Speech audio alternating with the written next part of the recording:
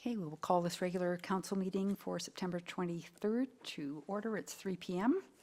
And we'll just begin with the land acknowledgement. So the town of Innisfail acknowledges that we are meeting on Treaty 7 territory, the ancestral and traditional territory of the Blackfoot Confederacy, Kainai, Piikani, Siksika, as well as the Tsuut'ina First Nation and Stoney Nakoda First Nation. We acknowledge that this territory is home to the Métis Nation of Alberta Region 3 within the historical Northwest Métis homeland. We acknowledge the many nations, Métis and Inuit, who have lived in and cared for these lands for generations. We are grateful for the traditional knowledge keepers and elders who are still with us today and those who have gone before us. We make this acknowledgement as an act of reconciliation and gratitude to those whose territory we reside on. So we'll move into 2.1. I just want to mention that Councillor Hystad is with us today. He's online for a portion of the meeting. And we'll move to 2.1. Are there any additions or deletions to the agenda? No? Okay. Could I please have someone adopt the agenda as presented? Mayor Barclay, I'll make that motion to adopt the agenda. Okay. Thank you, Councillor Dunham. All in favor? Okay. Carried. Thank you. And we'll move into 3.1, the regular council meeting minutes for September the 9th. Please have someone make a motion to adopt those. I'll Councillor move Bates. the September 9th minutes. Okay, thank you. Are there any changes? All in favor? Okay, carried. Thank you. And then 3.2, the agenda and priorities meeting minutes for September the 16th. Mayor Barclay, I'll move those minutes. Okay, thank you, Councillor Wing. Any changes? No, all in favor? All right, carried. Thank you. We'll now move into 4.1, the public hearing. So I hereby declare the public hearing relating to Bylaw 1470A85 open.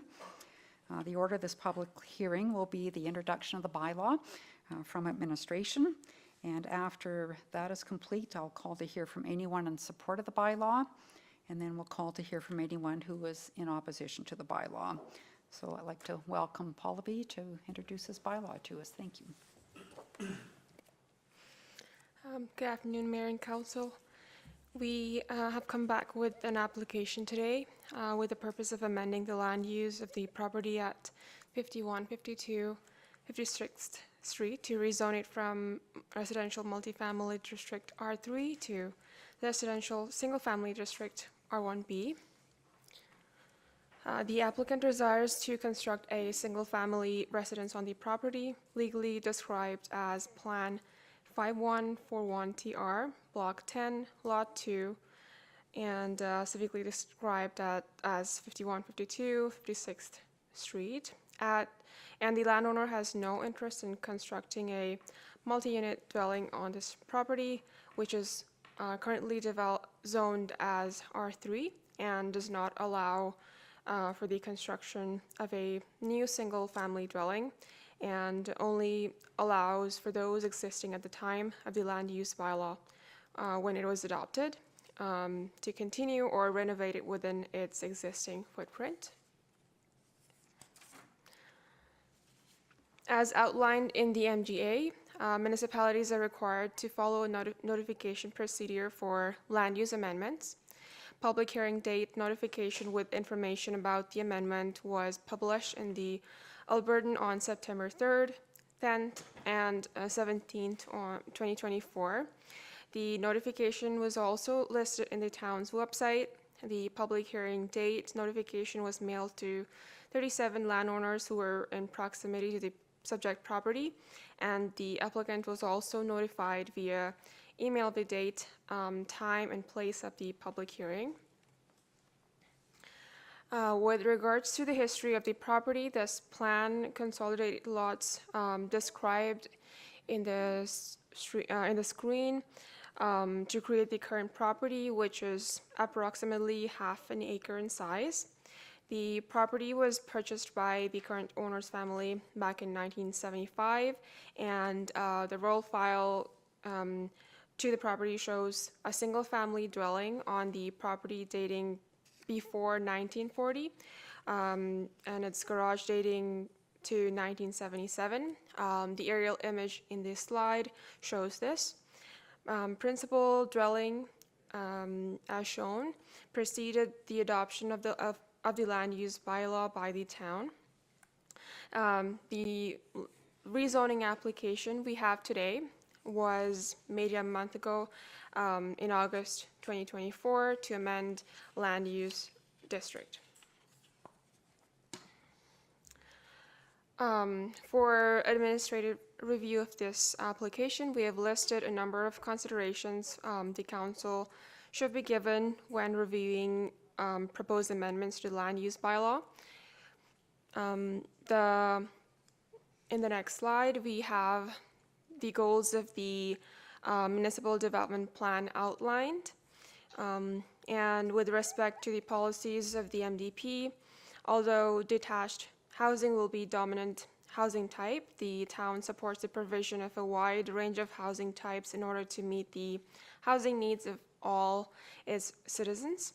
Higher density housing is encouraged to develop in small clusters with good access to major roads. Consideration should be given to proximity to schools, open spaces, and community facilities. The 2017 housing discussion paper identified that infill development could be a means to support sustainable community development through the revitalization of neighborhoods and discouraging sprawl. Such development makes use of existing infrastructure and facilities and supports the strength of community centers and walkable neighborhoods. In the 2023 housing needs assessment, it identified that there was an unmet demand of 31 dwelling units in the form of apartments, row housing, or movable dwellings. Moreover, by 2031, it was expected that 24 more dwelling units will be required. Thus, 55 dwelling units will be required in this type of housing by 2031. This report also highlighted that landlords felt that there was not enough open units to meet the rental needs of the community. 2023 and 2024 to-date development approvals for this type of housing resulted in 14 dwelling units under constructions, and the locations of which are shown in the slide in the last 3 points. The town's strategic plan mentions its goal to ensure that affordable housing options are available to those who need them. Land use decisions result in a diversity of housing products being available, and land use decisions result in a diversity of housing products being available.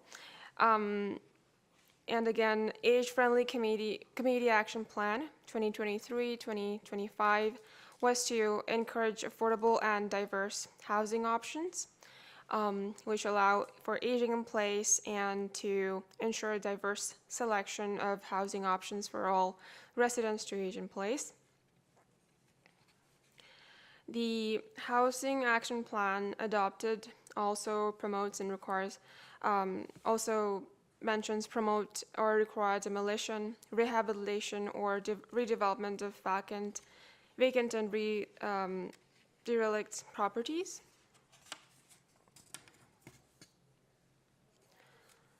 On further review, based on the size of the property, we are estimating that between 16 to 40 dwelling units could be accommodated on this area, on this plot, thus substantially filling the need for this type of housing in the next 7 years. There are very few vacant parcels that are zoned as R3 in this area of the community that are of sufficient size to accommodate multi-unit dwellings. The parcel east of this property was recently rezoned to R1B from R3 in June.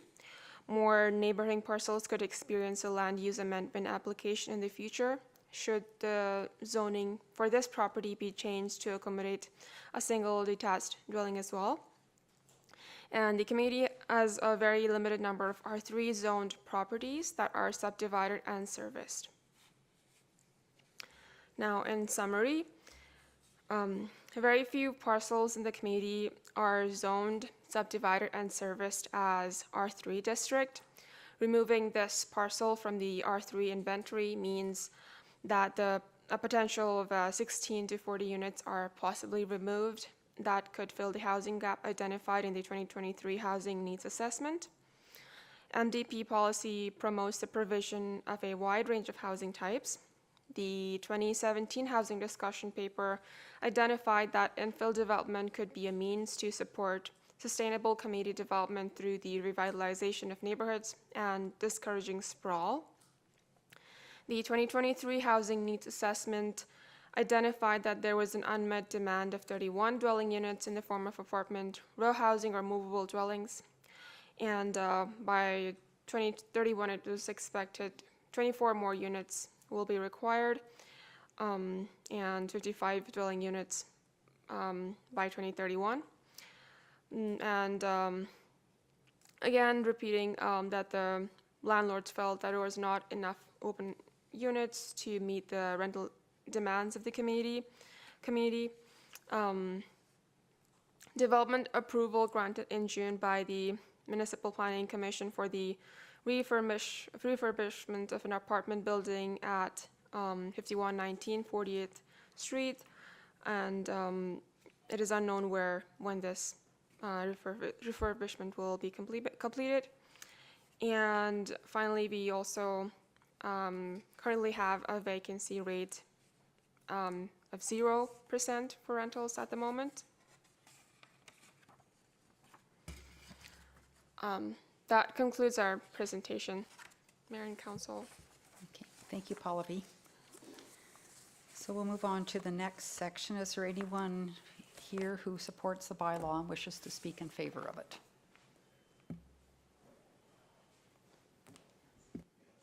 Okay, I'll just ask you to come up then, please, and we'll turn the microphone on and state your name. I'll just get you to turn the mic on, please, or Juanita can turn that on. Thank you.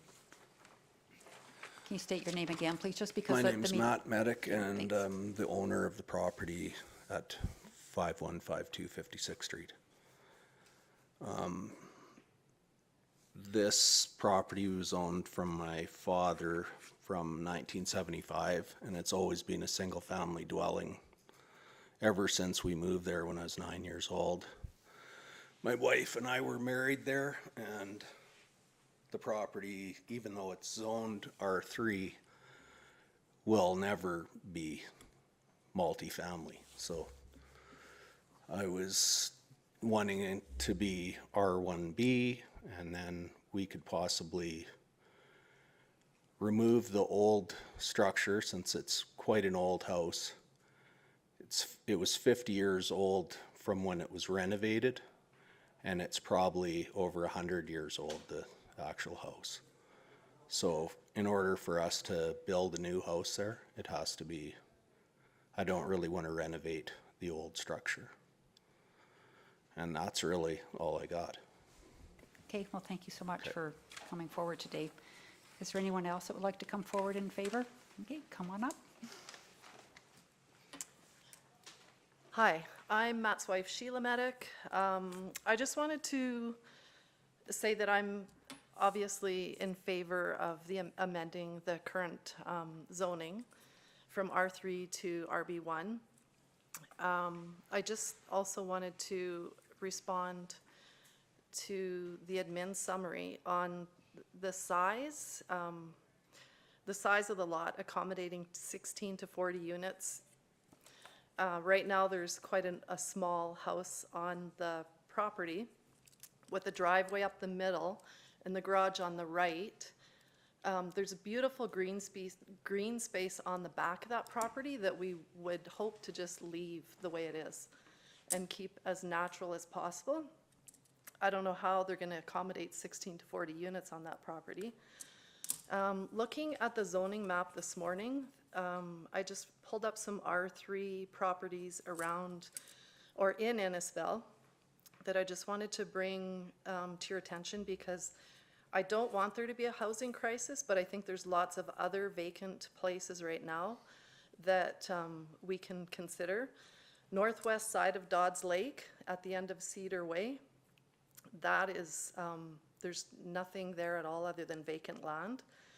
Northwest side of Napoleon Lake, west side of Woodland Road, and most recently, at one of your last town council meetings, you were talking about a 12-acre parcel of land south of Napoleon Lake.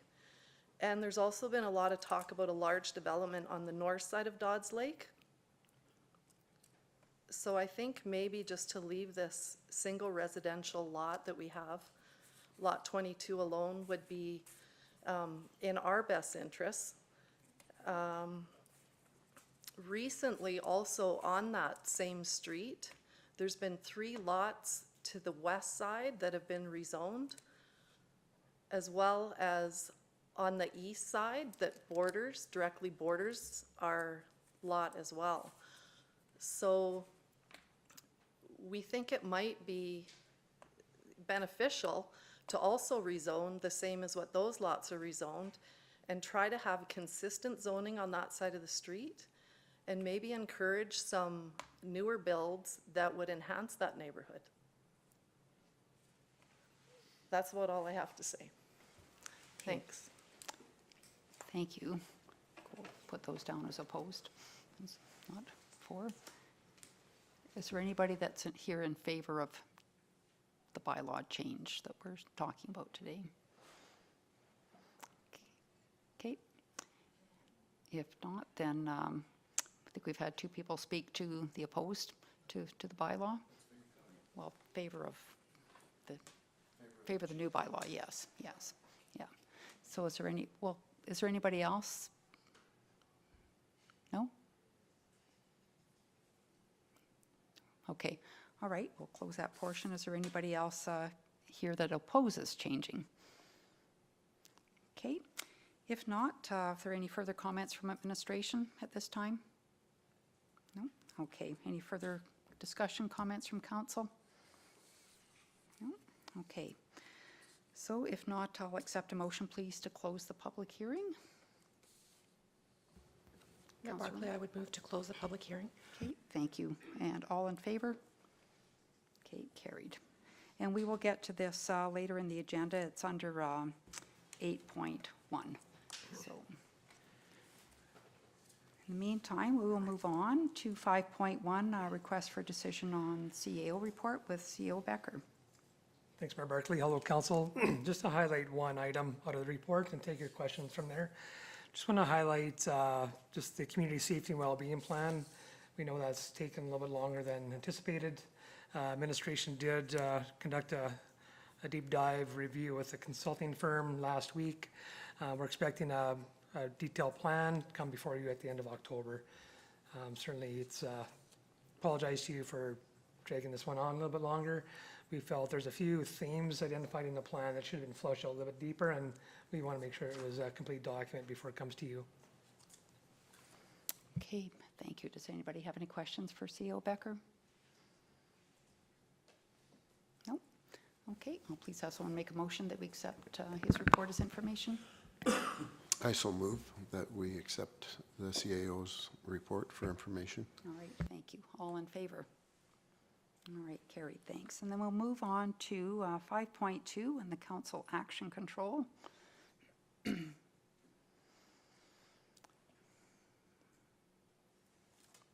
if there's nothing further, we'll just have someone accept this as information, please. Councillor Maceros. Thank you, Mayor Barclay. I move that we accept this as information. Okay, any questions? No, all in favor? All right, carried. And we'll just into 5.3, so our regional elected officials networking event. So in 2022, we were invited to go to Red Deer, to Canyon for an event. And then in 2023, we were in Sylvan Lake. So we were approached about hosting this year.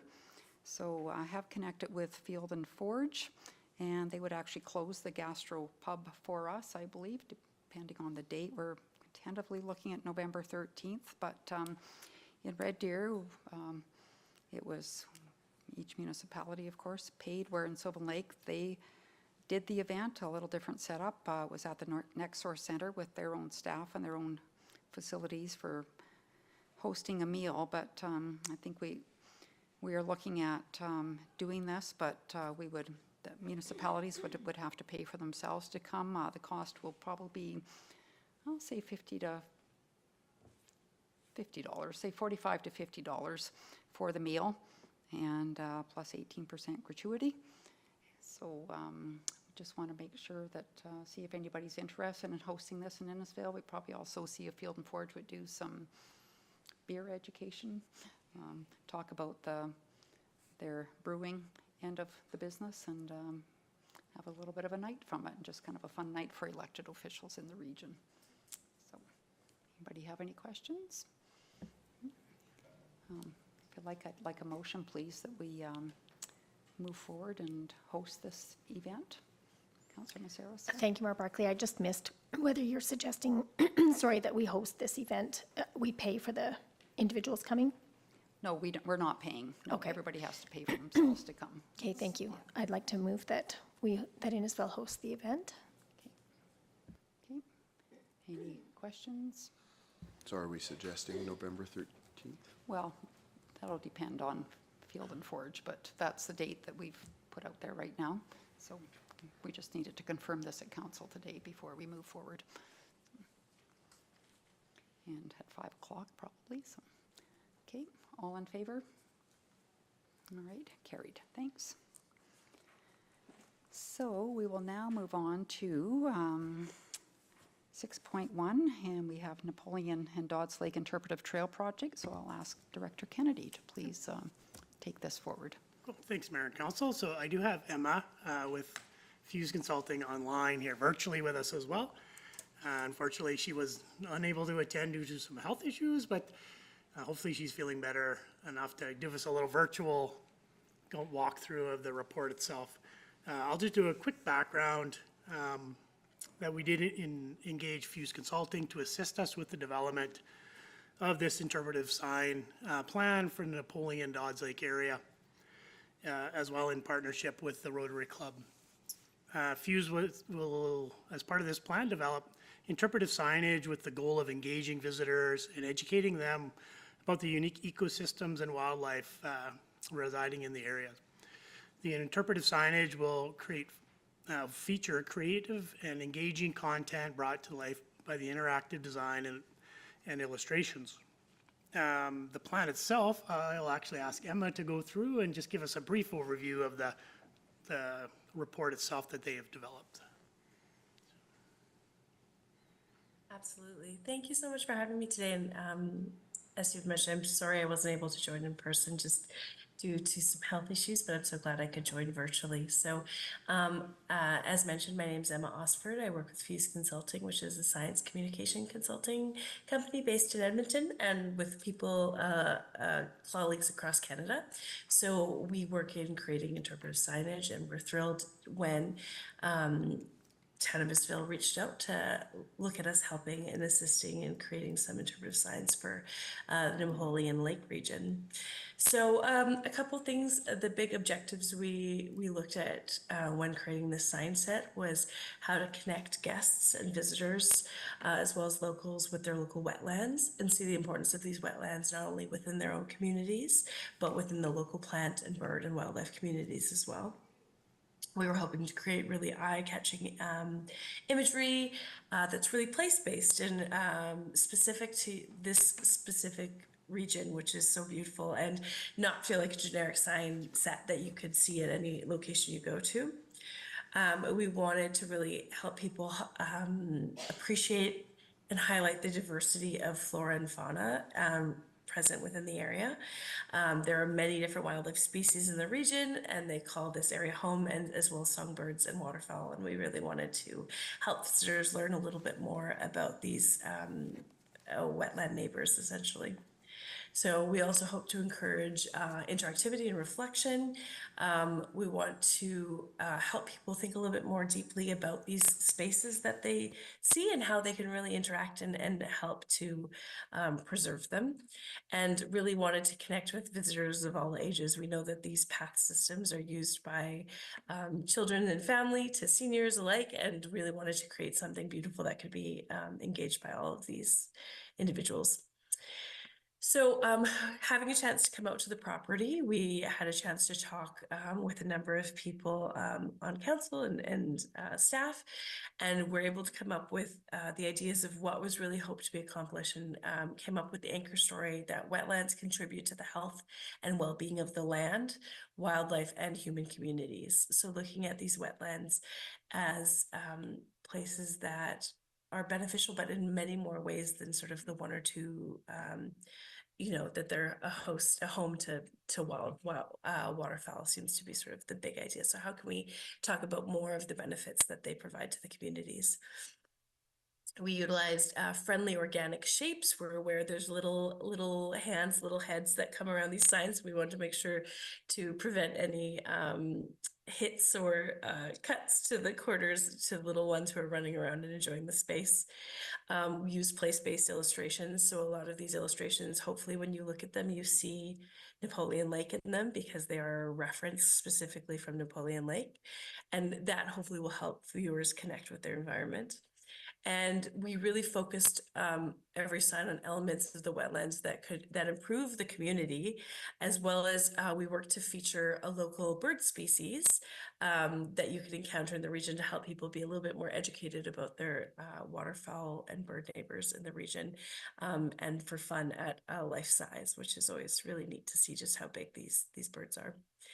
And as an added element, when they go to production, we're hopefully going to have them printed, dependent on the final choices by the department, but on multiple layers. So it gives a really neat, unique, and layered effect to the signs as they're created, which should be lots of fun. So I believe there are a set of 4 signs visible to you right now. I'm not sure. Is that correct? Maybe? Yep. Yeah, we started with the seasonal connection. Oh, perfect. Okay. So we have a series of 4 signs. Just to clarify that these are the first draft of the signs. So there's still room at this point for edits, and we're looking for major changes that we need to make if there's anything that feels off or needs to be adjusted. That's something we do at this point in the process. So this first sign you're looking at, seasonal connections, has to do with a lot of the times interpretive signs focus on the summer seasons, and they really miss out that these spaces are used annually and through the year, through all seasons, and that animals and different birds and plants, and there's lots going on every season. So we wanted to really showcase that. So in this sign, you can see Napoleon Lake specifically. I have a copy of it just behind me. I'm going to just pull it up because I wanted to show the size of it. So as you can see too, the signs are quite large. So 60 inches across. So you can see how quite big they'll be when they're installed. Going through the different animals you'll see, and different evidence of animals you'll see, as well as highlighting the golden eye, which is a fun sign. So the next sign is looking at the resilience of biodiversity, called Stronger Together. And this sign talks a little bit about how when we encourage diversity, we create smaller, more resilient wetlands that are better for our community, better for the animal communities, better for the humans there as well. Our third sign is a healthy wetland equals a healthy community, and talks about the benefits that are provided to the town itself. There's a copy of that one right behind me as well. So you can see, again, quite large. This will be on the second dock, the southernmost dock at Napoleon Lake. So it's about 42 inches across and 16 high, so quite large. And it focuses on wetlands jobs in protecting from extreme weather events, providing sanctuary, etc., and talks a little bit about purple martins, just because there's happens to be such a lovely collection of purple martin houses in that area, and really want to speak to the space as it exists. And the final sign on Napoleon Lake is talking about healing in nature and how wetlands themselves are extraordinarily fantastic at healing humans and our communities through de-stressing, allowing for physical health, etc. So this sign is going to help people understand that being in nature and spending time around these wetlands is good for them as well. So that's a general overview of the signs we've created at this point. As I mentioned before, this is the first draft of these signs. So we're currently in the process of waiting to receive feedback on the signs so we can incorporate edits to them prior to the signs being fabricated and hopefully being able to be installed sometime this calendar year. So that was the quick and dirty version of this, but I'm happy to answer any questions if there are any. And again, like I mentioned, we're happy to take feedback elements that we can take in the final edits to these sign sets. Yeah, thanks, Emma. So, yeah, first phase of the project obviously is focusing mainly on Napoleon Lake this year, with hopefully future signs installed around Dodds Lake, or even going into that third phase of additional signage around Napoleon and Dodds. Estimated cost for the signs is around the $5,000 mark per sign, installed, supply and installed. With it being a partnership with the Rotary Club, contributing some dollars towards that project as well. So before we move in any further though, I'll see if council has any questions for myself and Emma. All right, thanks, Director Kennedy, and thanks, Emma. Does anybody have any questions about anything? This is Councillor Maceros. Thank you, Mayor Barclay. I don't have any questions. I just want to say I love the signs. Thanks. Fantastic. Thank you so much for sharing. We had a lot of fun making them. Councillor Dunham. Thank you, Mayor Barclay. Just one question. What is the longevity of the signs? The printing on them? Great question. So Fuse's work is going to be primarily just in the design of the signs. We won't be working in the fabrication component, but we have recommended working with High Signs, who is the company that was used for the wayfinding signage that was installed in the previous year. And we have some design recommendations around the materials. We included HPL, which is called high pressure laminate, is a material we often recommend. And the longevity of those signs is traditionally sort of in that 15-year mark, give or take. And it's really nice is that some older signs, you see a lot of color bleaching, you see a lot of peeling back at the edges, where these signs produced out of the United States are going to, they're graffiti proof, they're fade resistant, as well as they're built for extreme weather events, which is basically all of Alberta. We have, 40 plus summers and 40 minus winters. So I would say typically we'd see that 10 to 15 to even 20-year mark we've seen them reach, which is typically where we see that the content needs to be updated before the sign is no longer of use, which is great. Wonderful.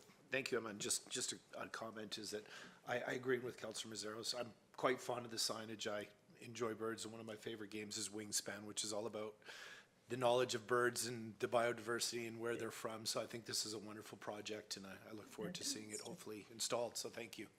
Excellent. Of course, you're welcome. Thank you. Thank you. And Councillor Hystad. Yeah, thank you, Worship.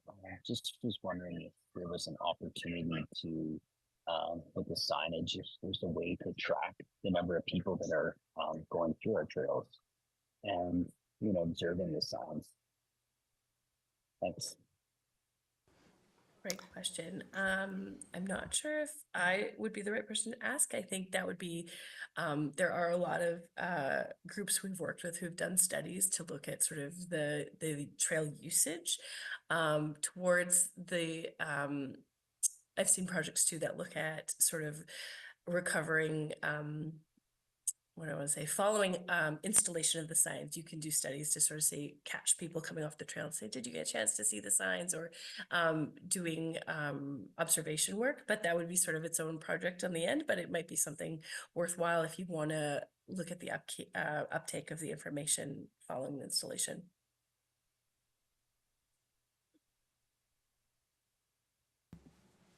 Does that cover Councillor Heist? Yeah, I'm good, guys. I think you could do a QR code, if people are looking at additional information on there, you may be able to track people, but I was just kind of curious. It may help us with, just for further, projects within that area. And that's how I was looking at it, but I'm fine. Thank you. That's a very good input, because we do have QR codes on our wayfinding signage, so it's something that we could possibly look at. Thank you, Director Kennedy. But I think these have QR codes, do they not? I thought I saw a QR code on one of the pictures. Do They have currently photos? do. No?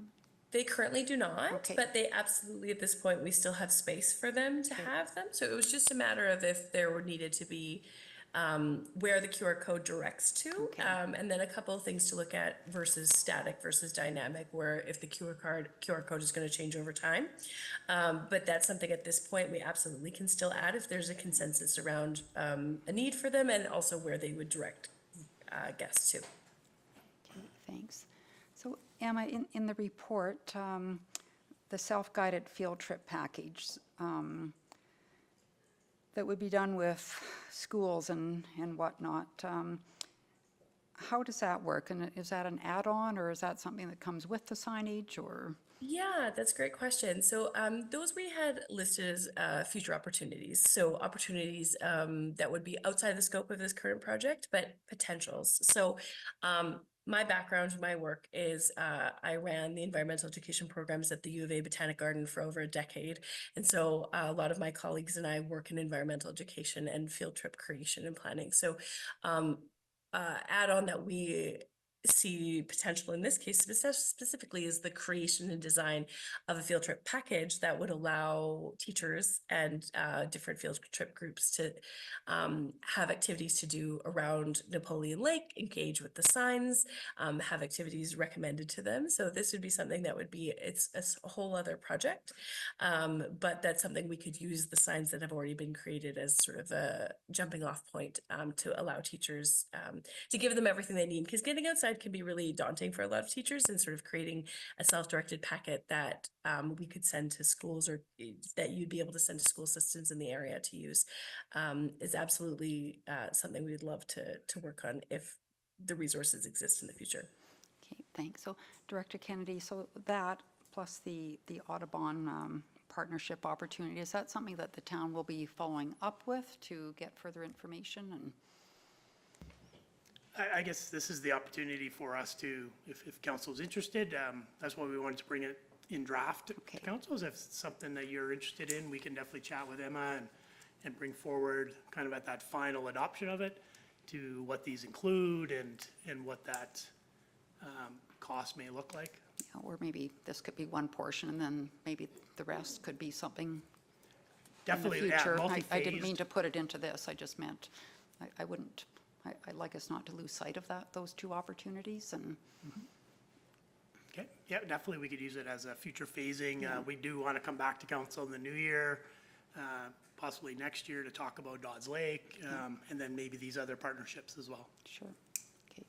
And Councillor- we'd be happy to as well put together sort of a proposal package around maybe those two opportunities of how we can assist and what the costing would come in at, and with different opportunities, different options, if that would be helpful in making decisions in the future. Okay, thank you. Councillor Bates. Yeah, I always like to jump ahead. So I was looking ahead at, and I realized we're not addressing anything to do with Dodds Lake for now. I looked at the winged neighbors, big and small, with the suggestions of pelican, Canada goose, red-winged blackbird, and swallow. Having lived there for 16 years, I'm not so sure about the swallow being that featured in Dodds Lake versus the rest of Innisfail. I mean, I've lived in 2 other houses in Innisfail where I saw more swallows than I do at Dodds Lake. I see western grebes, blue herons, a few others that I just would like to bring that to attention, that somebody might want to look at other species before they create whatever they're creating for Dodds Lake next year or beyond. Fantastic. Thank you for that note. I will put that in. In that particular sign set, we were looking at comparing some of the sort of larger sizes. And so we had some different birding notes of sort of birds in the region, but if you feel like swallow is not representative of that specific wetland, then absolutely we could look at seeing if there's another species we could, a smaller songbird for what we're trying to feature, that would be more representative of that space. So that's really great feedback. Thank you. Okay, thank you. Anything else? Nope. And if anybody would like, I would ask somebody to make a motion. Councillor Dunham. Mayor Barclay, I move the council approves the purchase of 4 signs for the Interpretive Trail project at the estimated cost of $20,000, funded from the Infrastructure Capital Maintenance Reserve. Okay, thank you. Any final comments? No, all in favor? Okay, carried unanimously. Okay. Thank you, Emma, for your time today. Thank you, everyone. Have a good rest of the day. Okay, we will move on to 7.1 with budget deliberation days with Director Vickers. Thank you, Mayor Barclay. So each year, the town does set aside 3 full days to discuss next year's budget. These do normally occur the 3rd week of November, the Tuesday, Wednesday, and Thursday. For 2024, this would be November 19th to 21st. So I am looking for council to discuss some dates, and we'll pick those dates today. Additionally, in preparation for these budget deliberation days, we have reached out to a number of organizations to come to a council meeting prior to those days. The aim of the request is so these organizations can highlight their programs, events, and successes of 2024, but also to present and discuss their budget requests for 2025. So the 3 organizations that we have currently sent requests to was the Innisfail Public Library, the Innisfail Historical Village, and the Anthony Henday Campground. That did go to the Innisfail Lions Club as they are the operators of that. So I'm just looking for some feedback if council wanted us to invite any other organizations to come and visit council. Okay, and with respect to the dates, Director Vickers, I don't want to be the pain, but on the 21st, there's the Cape Fall General Meeting is that day for morning and part of the afternoon.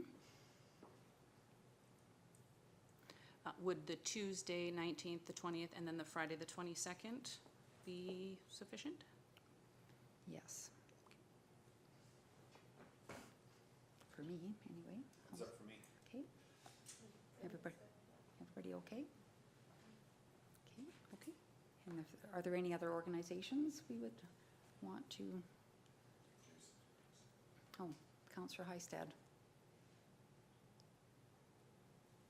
Yeah, I know the Rotary's done a lot of work with us in the past year. Would it be beneficial to invite them and talk about future plans? I know we got, if we look at the pump track and this work, it may be beneficial for us during budget. That's how I'm looking at it. Thanks. Yeah, I don't know. I think we'd rather have Rotary engage with administration, not necessarily do a presentation. CEO Becker, I'm looking at you, or Director Vickers. It's really up to council, who you want to see, and Well, I mean, we don't know that we would, like budget-wise,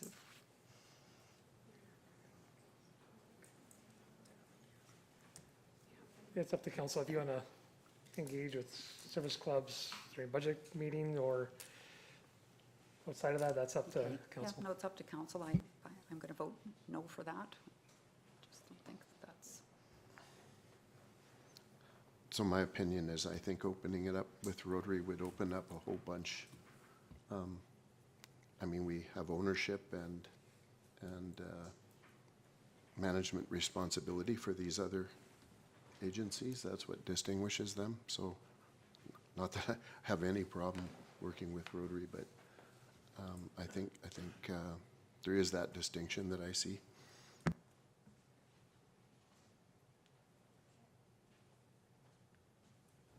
Okay, so we're good on the dates on, what did you say again, the 20?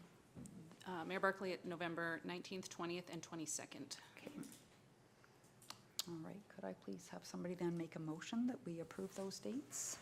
Mayor Barclay, I would move that council approves November 19th, 20th, and 22nd for the initial 2025 budget deliberations. Perfect. All right, all in favor? All right, carried. And we'll move into 7.2 with Director Vickers on a tax bylaw review scope. Yes, thank you, Mayor Barclay. So the tax bylaw review has been a strategic priority of council's for some time now. So what before you today is just the scope that council can approve prior to any more work happens, just so that we're all on the same kind of page, right? So the town of Innisfil is undertaking an assessment of its taxation classes as well as its full bylaw in accordance with the Alberta Municipal Government Act, or the MGA. The primary goal is to evaluate the current taxation framework, identify any opportunities for optimization, and explore taxation options for different subclasses.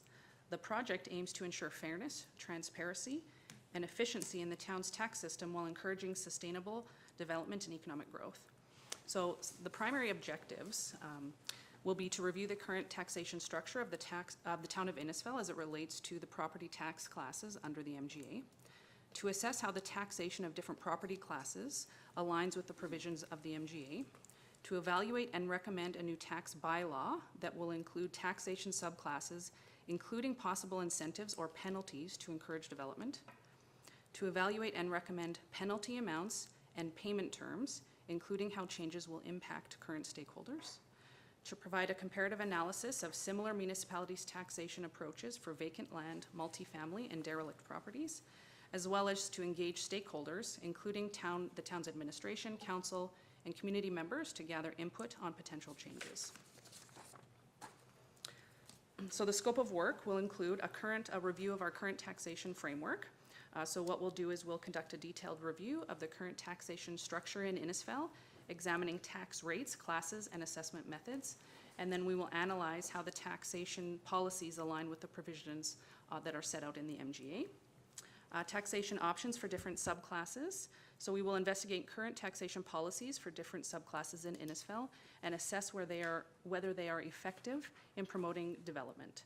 So currently there are 4 subclasses: residential class, which is considered class 1, non-residential class, class 2, farmland class, class 3, and then machinery and equipment, which we always just call M&E, which is class 4. We'll explore taxation models used in other municipalities with a focus on incentives or on deterrents for undeveloped land, evaluate the possibility of creating distinct tax rates for vacant land, differentiating between short-term and long-term vacant parcels. So the next one will be taxation options for tax incentives. So we will review our current financial structure regarding tax incentives, explore tax incentive models used in other municipalities with a focus on incentives for undeveloped land, model the financial implications of implementing different tax incentives, and then evaluate the potential economic and social impacts of any change, including effects on local businesses, land developers, and residents. Look at taxation options for penalty amounts. So we will review our current penalty structure, explore the penalty models used in other municipalities. We will then model financial implications of changing our penalty structure. We will look at taxation options for payment terms. This was something that has come up around due date time this year. So we do want to review our current structure regarding payment terms, as well as explore payment terms used in other municipalities. We will want to review recommendations by financial institutions, and then evaluate the potential economic and social impacts of any potential changes. And then we'll do an analysis of impact of our reviews. So we'll model the financial implications of adjusting the taxation structure, including scenarios for varying tax rates on different types of land, and evaluate the potential economic and social impacts of any change, including effects on local businesses, land developers, and residents, and assess whether higher tax rates could encourage development and improve land use efficiencies in town. The project will be divided into phases over a 10-month period, and once complete, council will receive a report that will include the following. So an assessment of the current taxation structure, comparative analysis of taxation approaches from other municipalities, financial models showing the impact of proposed changes, recommendations for updating the taxation structure, and as well as stakeholder feedback and considerations. Once the scope is approved, a budget will be developed and will likely be presented at budget time. It may include consulting fees for taxation, legal, or policy experts, any type of public engagement costs, and as well as admin support and report preparation. With regards to public engagement, stakeholder sessions will happen during phase 3 of the project, with reporting to happen in phase 4 of the project. So I'll take any questions from council at this time. Right, thank you, Director Vickers. Does anyone have any questions? Councillor Wing? I do, Mayor Barclay, thank you, through to Director Vickers. Just regarding the thinking around derelict property, is there currently a definition anywhere, like in the MGA, that actually defines what derelict property is? And if not, is it possible to enforce a penalty? Mayor Barclay through to Councillor Wing. So I'm not sure at this time. I haven't started that level of research. I do know that there has been at least one municipality in Alberta that has created a subclass for derelict properties, which is the City of Edmonton. So we will be reviewing their tax structure specifically around that to see what is happening there, what we can kind of mimic or copy, or what we could pull and implement into our review. Okay, any other questions? So Director Vickers, under financial impacts, it speaks about potentially consultant fees for taxation, legal, and policy. So do you foresee this being done in-house, or will there be external? Mayor Barclay, so the determining factor will likely be workload. We are doing budget right now within getting into year end in the new year, and we are also in the middle of developing the SEEP program, which is a highly intensive program as well. So we have to do a bit of research to see our internal capacity limits, and that will likely be the determining factor. Yeah, for sure. Thank you. Okay, so if there's no more questions, I please have someone make a motion. Councillor Maceros. Thank you, Mayor Barclay. I'd like to move that council approves the scope for the assessment of the Town of Innisfil tax bylaw as presented. All right, thank you. All in favor? Okay, carried. And we will now move into 7.3 with the asset retirement obligations with Director Vickers. Yes, thank you, Mayor Barclay. So this report is going to provide council with some information regarding asset retirement obligations, as well as then further asking for a budget adjustment. Public Sector Accounting Standards, or PSAS, represents the accounting framework established by the Public Sector Accounting Standards Board, or PSAB is what it is called. The Public Sector Accounting Board was created to serve the public interest by establishing accounting standards for the public sector. PSAB also provides guidance for financial and other performance information reported by the public sector. So the MGA does outline that municipalities must prepare annual financial statements in accordance with Canadian Generally Accepted Accounting Principles for Municipal Governments, which are the standards approved by the public sector accounting boards. So in 2018, the Public Sector Accounting Board did release a new public sector accounting standard, which is called PS 3280, which is the asset retirement obligations, and I will just be referring it to the ARO throughout the report. The section took effect for fiscal years beginning on or after April 1st, 2022, which means that the reporting year ending December 31st, 2023 was the first year impacted.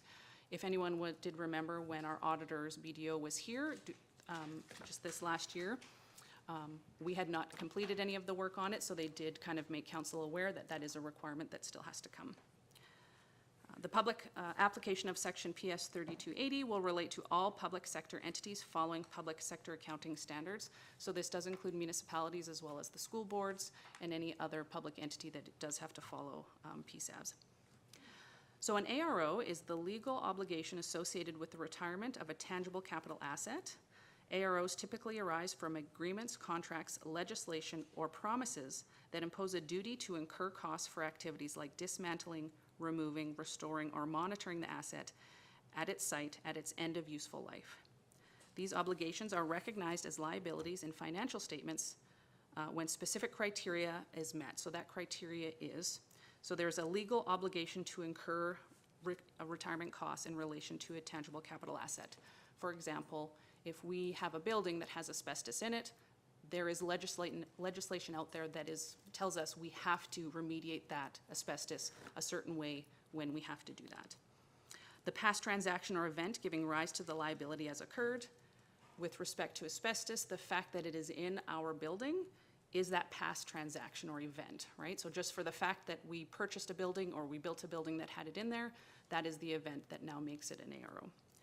It is expected that future economic benefits will be given up. Those economic benefits is financial, so there will be a cost to dispose of asbestos. and a reasonable estimate of the amount can be made. There are specialists out there that can definitely provide an estimate of what it would cost for asbestos. Primary examples of an ARO include the removal of asbestos, removal of storage tanks, wastewater or sewage treatment facilities, as well as closure and post-closure liabilities relating to landfill sites. Tangible capital assets that could be impacted include those that are controlled by a public sector entity like us as a municipality, regional service commissions, and other entities subjected to the public sector accounting standards. This standard does apply to all assets, including any leased assets that we do own, whether they are in productive use or not. So even things that we have put away in the corner and it's out of use, it could still have an asset retirement obligation to it, as well as fully amortized and unrecognized tangible capital assets. So any asset that the municipality owns would fall under this. Costs that would be considered to be out of scope of the standard include any routine replacement or maintenance, as well as any improper use of a tangible capital asset, remediation of a contaminated site that relates to an unexpected event, waste and byproducts produced by tangible capital assets, and preparing a tangible capital asset for an alternate use. The measurement of AROs involves estimating the amount needed to retire a tangible capital asset at the financial statement date, considering costs directly attributable to the retirement activities like dismantling, removing, or restoring. The estimate of the liability should be the best estimate based on all information at the financial statement date, using professional judgment, previous experience, third-party quotes, and expert input if necessary. This estimate is then placed in the financial statements of the municipality. Recognizing AROs in financial statements is crucial for transparency, accuracy in financial reporting, and ensuring that the municipality's financial position and obligations are properly reflected. By including AROs in financial reporting, stakeholders can understand the municipality's obligations related to retiring tangible capital assets, assess the potential impact to these obligations on the municipality's financial health and performance, and make informed decisions based on the municipality's obligations and financial position. Failure to recognize AROs in financial documents could lead to misleading financial statements that do not accurately reflect the municipality's liabilities, potentially resulting in incorrect assessment of the municipality's financial position and obligations. Additionally, if AROs are not included, financial statements will receive a qualified opinion from our municipal auditor when submitting our financial statements to municipal affairs. So that effectively means that there is a misstatement in our financial statements by not including that ARO information in there. So our first step is we first need to identify all of our assets that could potentially be one of these asset retirement obligations. So our first step is to conduct a hazardous materials study. And we do need to go external for this. And the main reason is that our auditors have made us aware that this study will have to be audited by them in a separate audit alongside our annual audit this year, because they have to determine the subject matter expert in hazardous study, and that is not us. So we do need to reach out to a third party to get this done. So a quote has been obtained that does include the following scope of work. And this is at every facility that the town owns. So that is including our lift stations, our reservoirs, our large buildings, all that kind of stuff. So sampling of possible asbestos containing materials. So they will be doing some bulk samples as well as lab analysis, same for lead. And then they will supply a hazardous materials assessment report that will include photographs of site and materials tested, asbestos containing materials, lead containing materials, polychlorinated biphenyls, mercury containing devices, as well as site observations.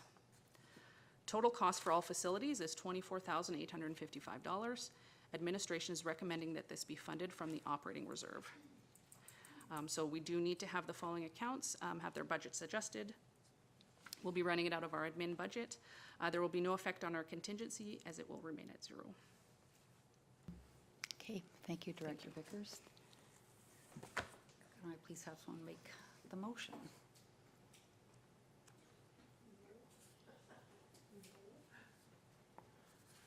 Mayor Barclay, I would move that council approve the recommended budget adjustment of $24,855 for a hazardous materials study to be funded from the contingency reserve. Okay, thank you. And are there any questions? Councillor Bates. Yes, I have one. So that's for all of our facilities.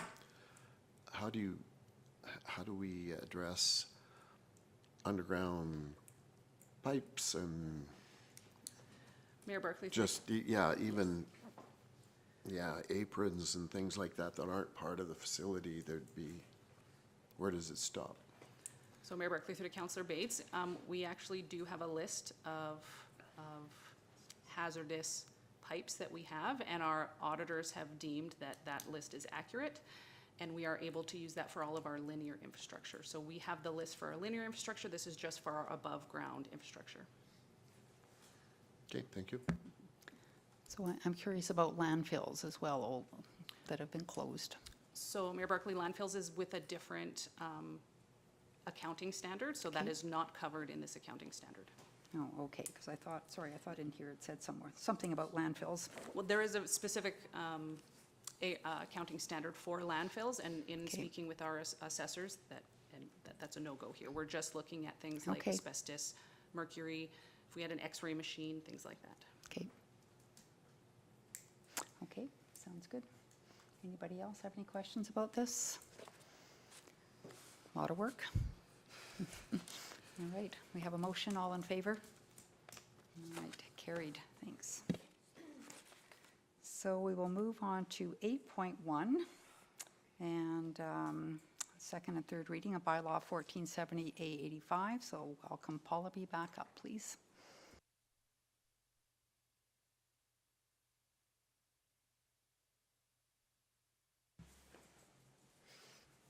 And Council, this is a follow-up report to our presentation from the public hearing earlier, and the consideration of the two motions before you. The Council had granted first reading to the Bylaw 1470-85, and the public hearing was held earlier today. We'll just go to the existing land use on page 2. And actually on page 3 with the figure, to show that the area of the community contains a mixture of land use districts that include residential single-family district R1B, residential medium density district R2, residential multifamily district R3, public use district P, and direct control district DC. The parcel just east of the subject property was recently changed from R3 to R1B with similar intent to construct a single detached dwelling on the property. We can see in the next couple pages, previous land use bylaws had also had the R3 district as the predominant land use form found within this neighborhood. On Figure 3, Bylaw 1138, adopted in March 1980, shows a mixture of land uses in the neighborhood as well. And on the parcel, we have the medium density residential district R3 as well. This bylaw included single detached dwelling as a discretionary use within the R3 district. On Figure 4, showing Bylaw 1138/94. This also continued with detached dwellings as a discretionary use within the R3 district. However, in the current bylaw 1470, adopted when the bylaw was adopted in 2009, meaning,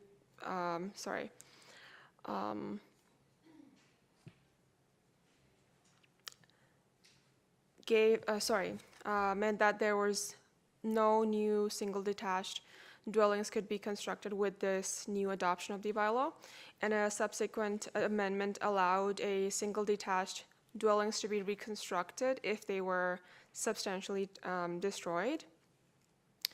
The R3 district lends itself to various forms of land tenure, ranging from rental to fee simple condominium development, and the permitted and discretionary uses of R3 districts is shown in the table. And in discretionary uses, it also allows for detached dwellings existing as of date. This bylaw is adopted. And now just outlining the history again from the previous presentation. So there has been a single family dwelling from before 1940, which was purchased by the current landowner's family in 1975, as mentioned also by Mr. Medic earlier. And the building also exists as of date. But as the area is zoned R3, we are in need of subdivided and serviced R3 lots. And from the administrative review, the use of spot zoning like this, the administration thinks should be discouraged, especially true when there are other subdivided or serviced vacant or developed properties that could accommodate this kind of development. This type of decision runs counter to higher level policies and introduces inconsistencies between uses where when adjacent properties develop or redevelop. So while the rezoning to a less density residential use may result in the redevelopment of this lot, the loss of subdivided and serviced R3 district parcel cannot be understated. And like outlined in the presentation earlier, this rezoning does not meet the intent of the 2023 Housing Needs Assessment, 2024 Housing Action Plan, or the Age-Friendly Community Action Plan. So we have the two recommended motion before you. Okay, thank you, Pallavi. So we'll go back and could I please have someone make a motion for second reading? Councillor Maceros. Thank you, Mayor Barclay. I'd like to thank administration and thank you to Pallavi for the detailed reporting that you've provided to support the recommended motion.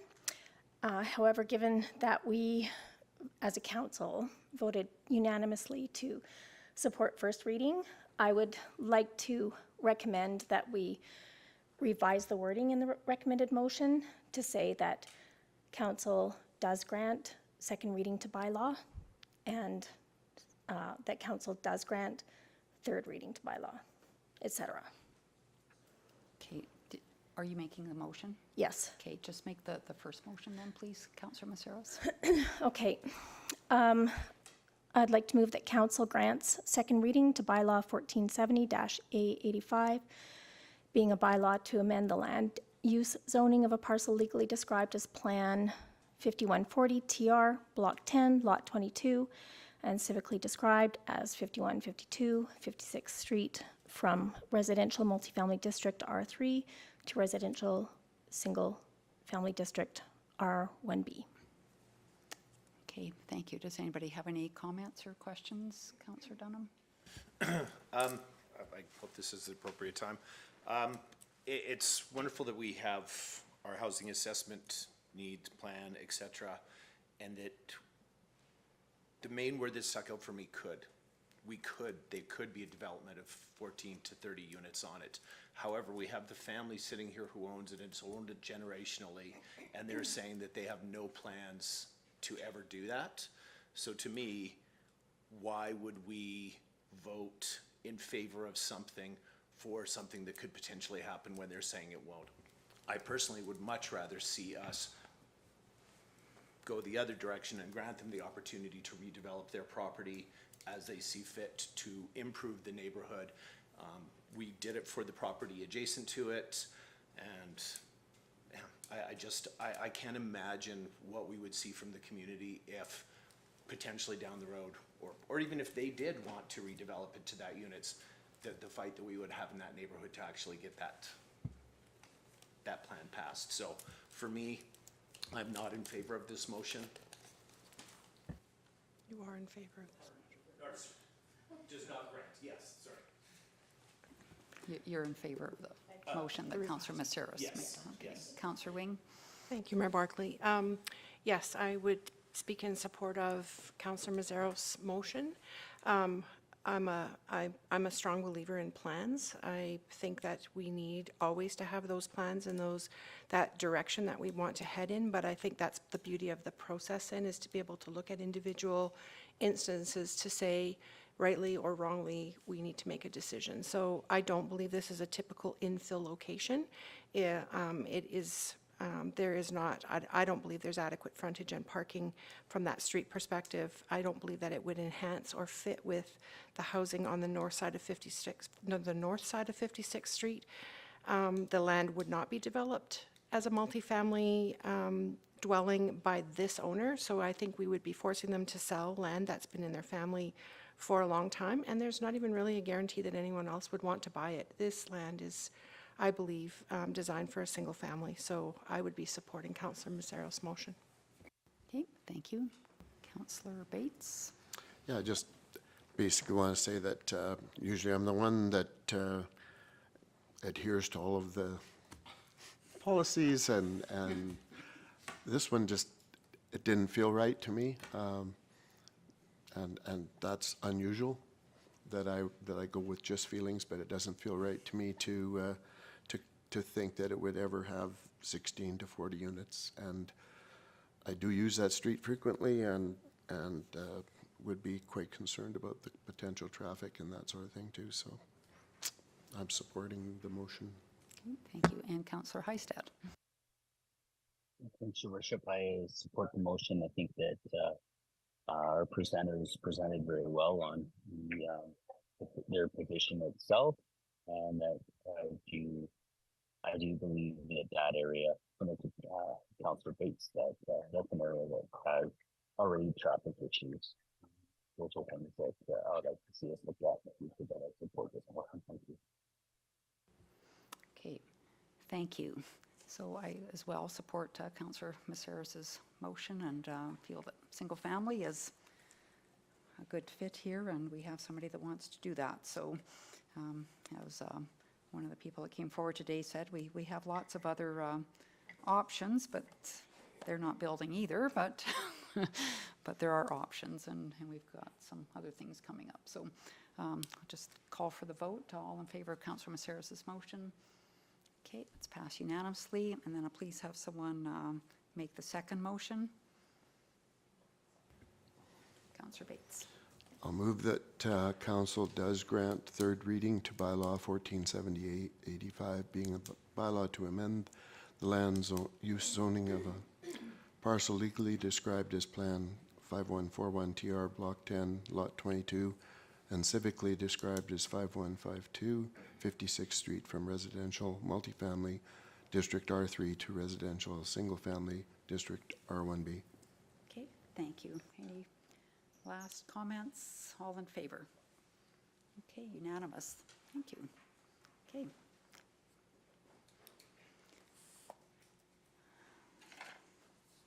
So now we were going to move into 8.2 on first reading for bylaw 1470A81 with Manager Shaw.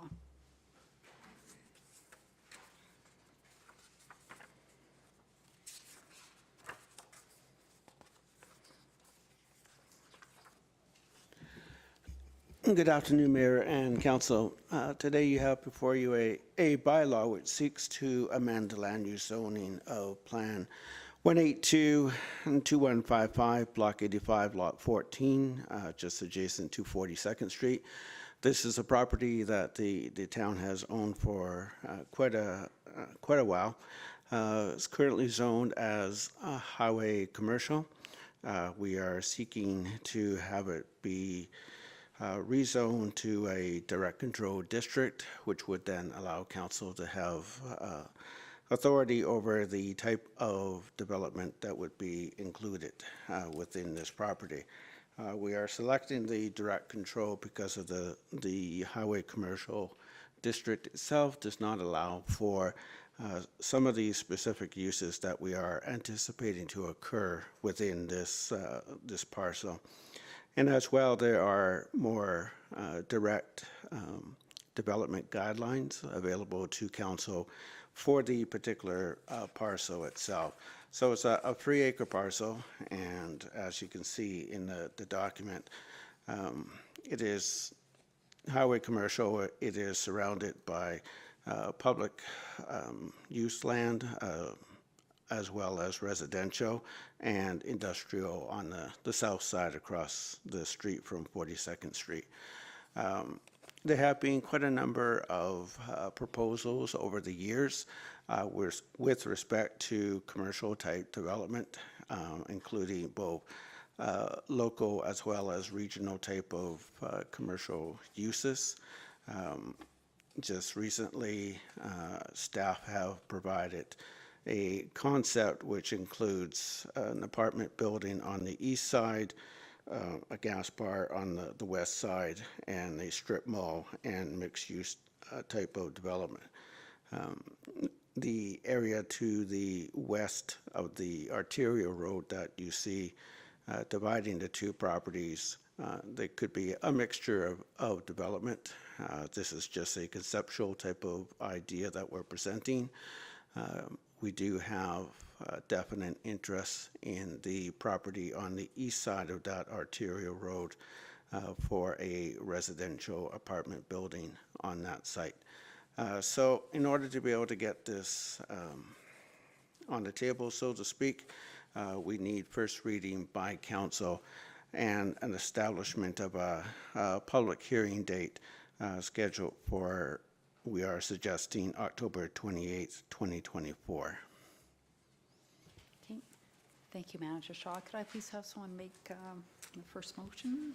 Councillor Wing? Thank you, Mayor Barclay. I would move that council grant first reading to bylaw number 1470-A81, being a bylaw to amend the land use zoning of municipally owned property legally described as Plan 1822155, Block 85, Lot 14, located north of 42nd Street from Highway Commercial District, HW-C, to Direct Control District, DCD.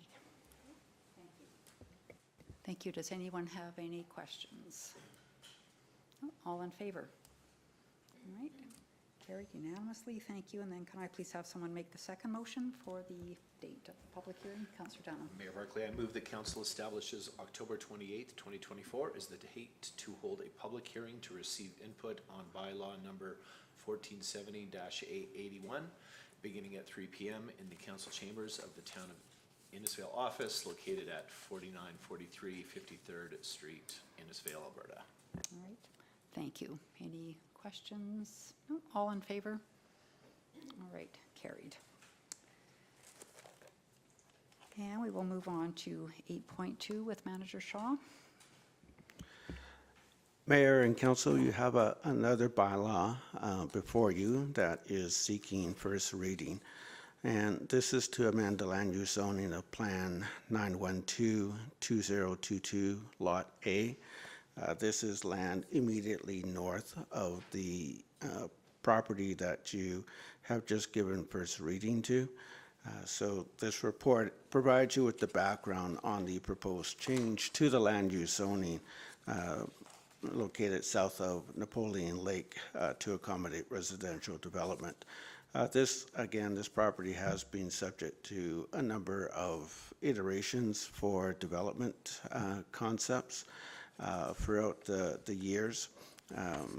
The existing statutory plan framework shows this area as being residential, as does the Napoleon Lake Area Structure Plan.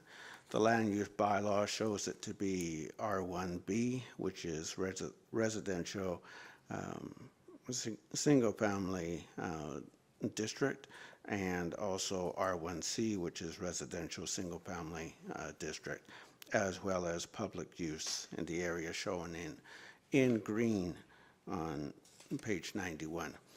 So what we have proposed here is that, as you are well aware, over the months this past year, administration has been working on a concept for this particular parcel of land that includes medium residential use as well as low-density residential use.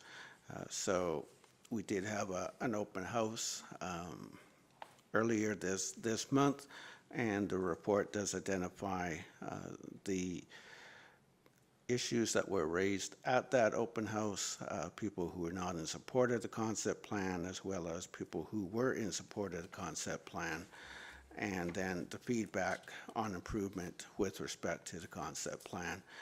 It's important to note that this is just a concept plan at this time. The bylaw itself is seeking to amend the land use district to accommodate a variety of housing styles and typology with respect to this land. As Pallavi had mentioned before, the number of studies that we have that seek to ensure that we do have a diverse type of housing within our community to accommodate quite a range of incomes, as well as to ensure that we are moving forward with respect to any future housing needs. So today you have two motions in front of you. One that is seeking first reading to the bylaw, and the second one which seeks a public hearing date.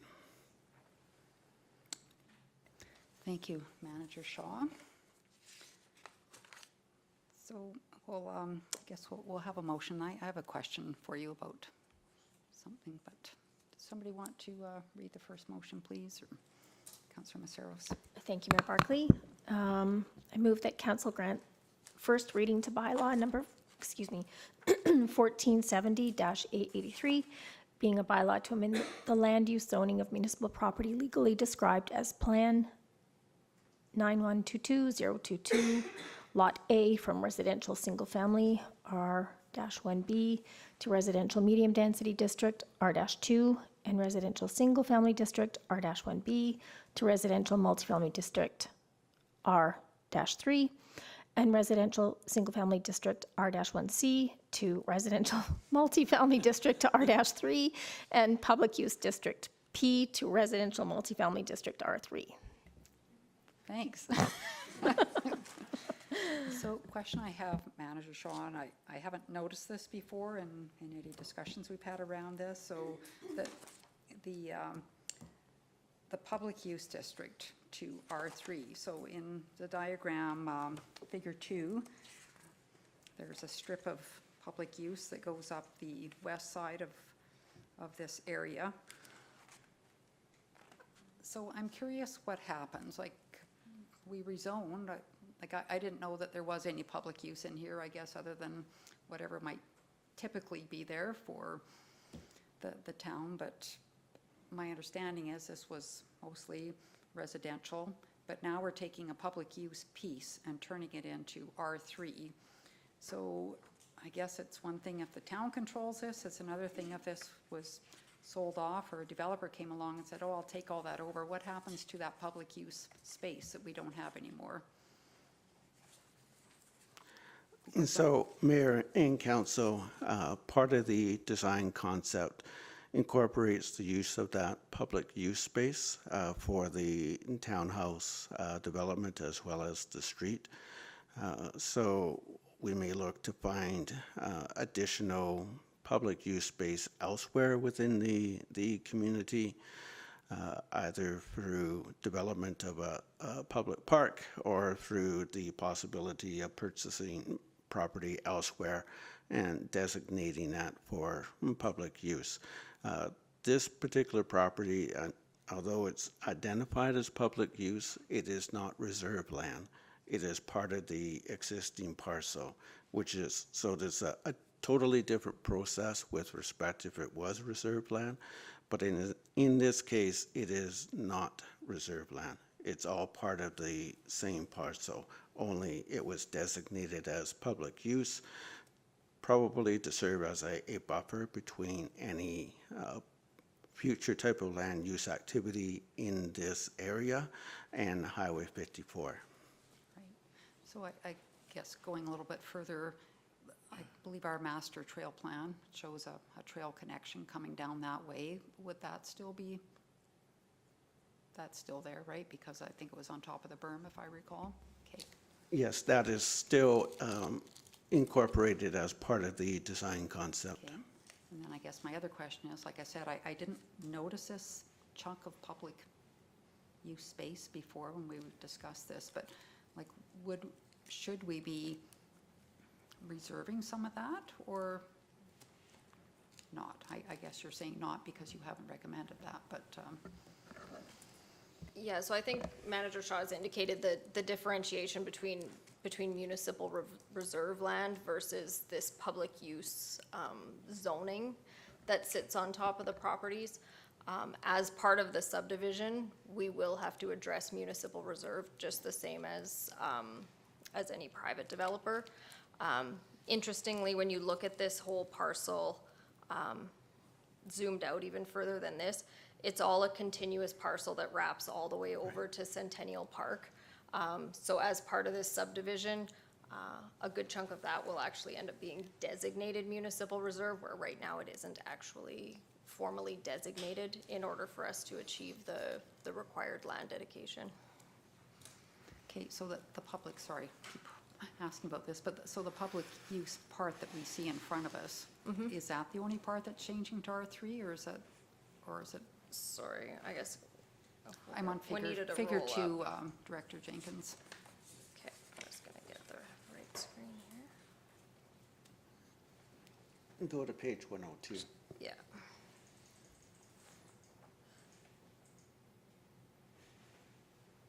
So on that map, so the dot pattern becomes R1B, the diagonal hatch is the R3, and then that P area would remain as the open space district, and may end up being designated as municipal reserve through the subdivision process. So that P isn't changing to R3? No. No, No, okay. just the diagonal hatch. Yeah, okay. Yeah, so that P will remain the way it is. Okay, no, sorry, I wasn't clear on that, so thank you for that, Councillor Bates. Well, I don't have to go to it now, I guess, but I was gonna ask for figure 7 to be put up because I think that's the concept that showed and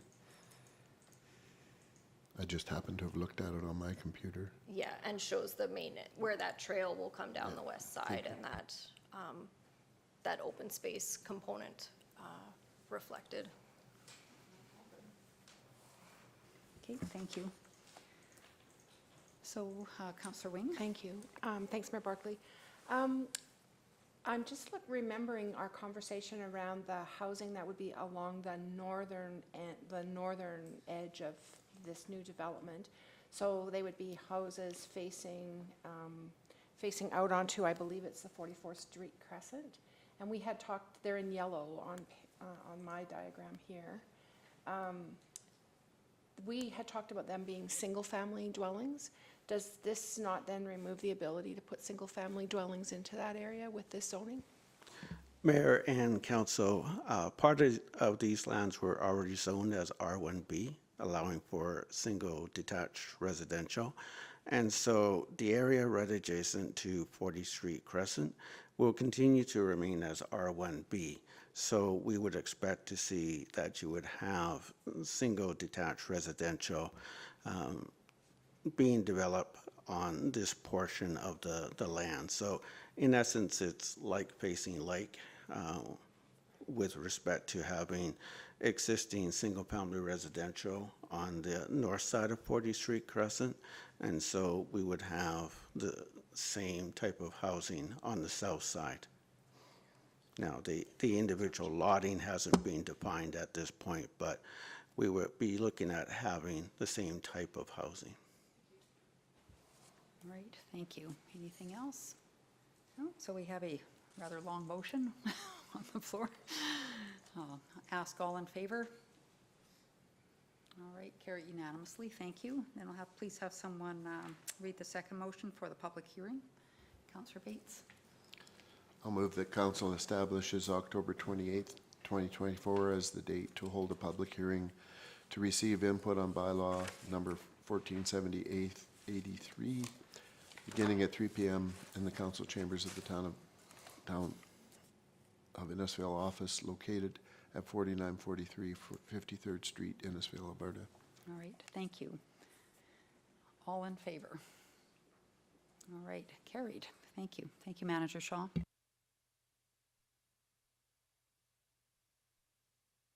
We'll move into correspondence. Maybe we'll just wait till, so the correspondence, there's some committee vacancies. If we know of anybody who's interested, please put that around. We have a citizen letter. There's also the mural unveiling, so National Truth and Reconciliation Day. Sorry, did you want to? Okay. Just a note that that location has been changed. That's what I was just Okay. going to say. Okay.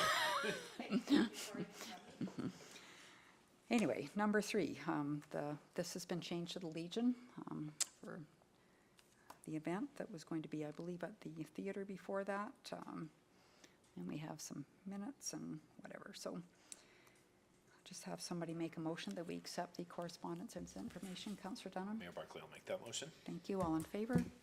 Okay, carried. And then we will go into our council reports, and we'll begin with Councillor Wing today. Thank you, Mayor Barclay. I don't have anything to add to my written report. Okay, thank you. Councillor Bates? Yeah, I think I'm in the same position, thank you. Okay, thanks. And Councillor Maceros? Apologies to council. I've got a spoken report. I attended the registration night, the Varma reception in Edmonton last week, Community Economic Development Committee meeting, the Deep Sky Town Hall on Thursday night, which was excellent, the disc golf tour to see where the second 9 are, where the design is, and looking forward to Alberta Munis this week. All right, thank you. And Councillor Dunham? Thank you, Mayor Barclay. I have nothing to add. Okay, Councillor Hystad? Yeah, Your Worship, mine's very similar to Councilor Maceros, and I do apologize to our team. And yeah, I do not sit on the economic development, but I've done all the Varma, Deep Sky, and registration as well as the back 9 of the potential district. Thank you. Thanks. It's hard to hear you, unfortunately. And my report's in the package, so I don't have anything further to add at this time. So we will move on to 11, open mic session. Does anybody have anything they would like to say to us today? No? If not, nothing? Okay.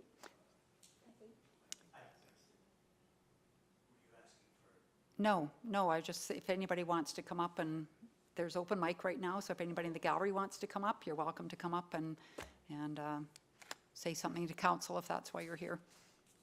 Okay, all right, come on up. So I'll just get you to put the mic on, please, Pat, and state your name.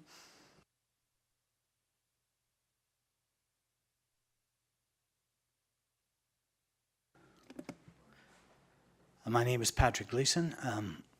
I just wish to make further comments with regard to the letter that I sent to council and to the Chief Administrative Officer.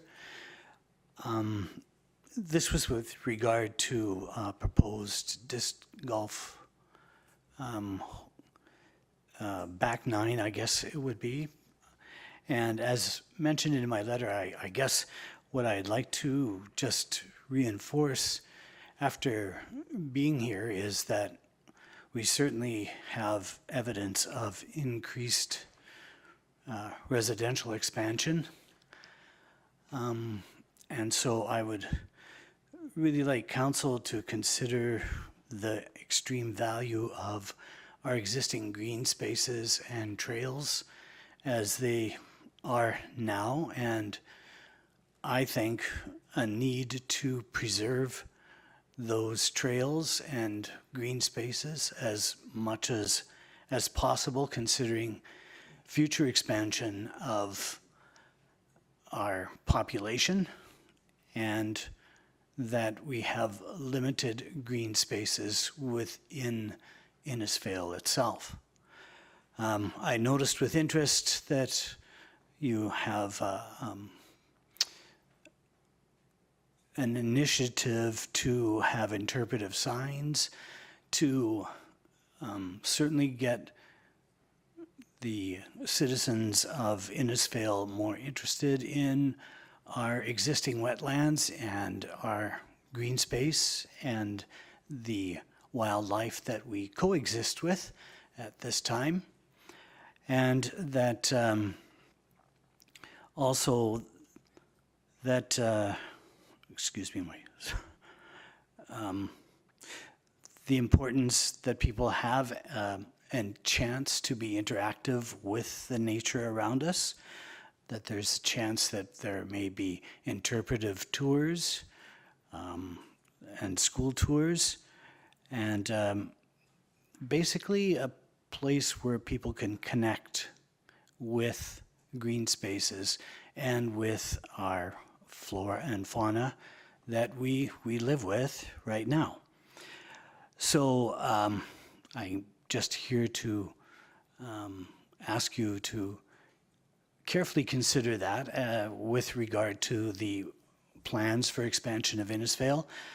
I know that Napoleon Lake Trails over the years has evolved, and actually the green space since I've been here has decreased, and that we have limited control over certain aspects of our existing green space because it is actually private property and could change rather dramatically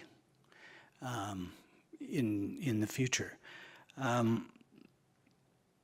I guess I look at some of the proposed, I'm certainly not against disc golf. I think that what the Kinsmen do I think what they do is wonderful.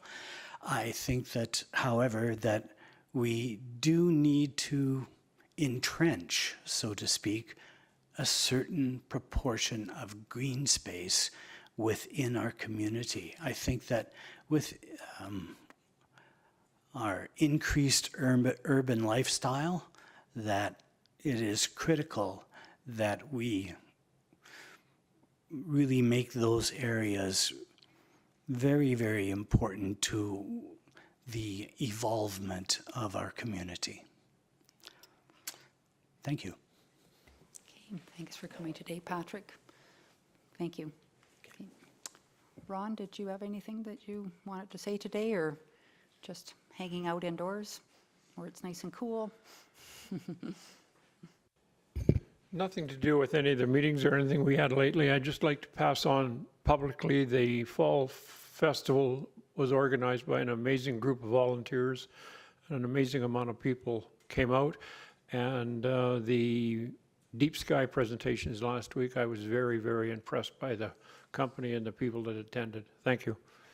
Okay, thank you so much for that. Okay, we'll move on to upcoming events. And we'll just have somebody make a motion that we accept these as information. Councillor Dunham? Mayor Barclay, I'll move those. All right, thank you. All in favor? Okay, and then we'll have a motion to go in camera, please. Councillor Maceras? Thank you. I'll move that we move into in camera. Okay, thank you. All in favor? Okay, thank you.